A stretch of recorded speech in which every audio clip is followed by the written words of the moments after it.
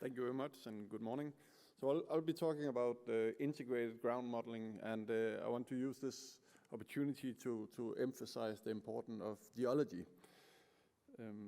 So geology is the cornerstone of our interpretation. We use it when we are doing the interpretation of our geophysical data, and we identify all these different events that the area has experienced. So here is an example of how we have found warm and cold events, and how that is transformed into our soil units.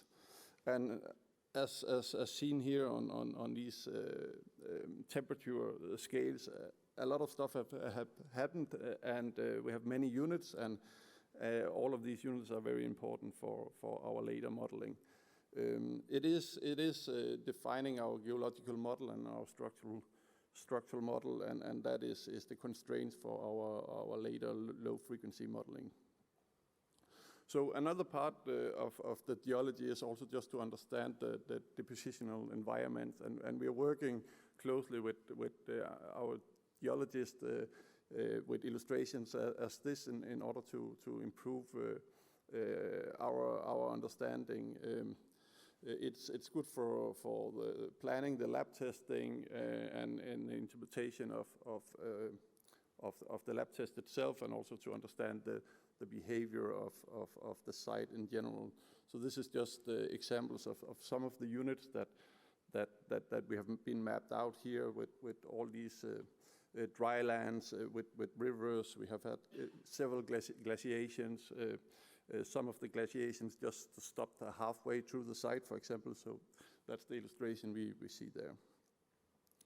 So then, jumping after a lot of work, we go directly into the results of all our modeling. So we are doing elastic inversion of the seismic data.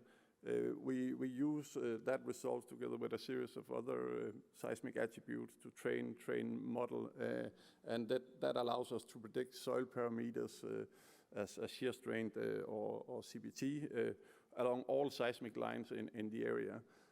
We do that for predicting the parameter itself, but also to map out the uncertainties in these predictions.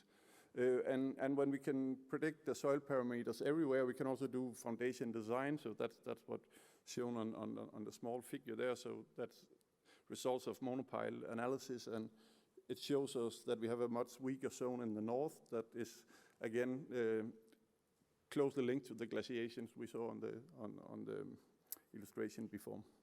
So geology is very important for this data-driven modeling. Thank you very much. Thank you.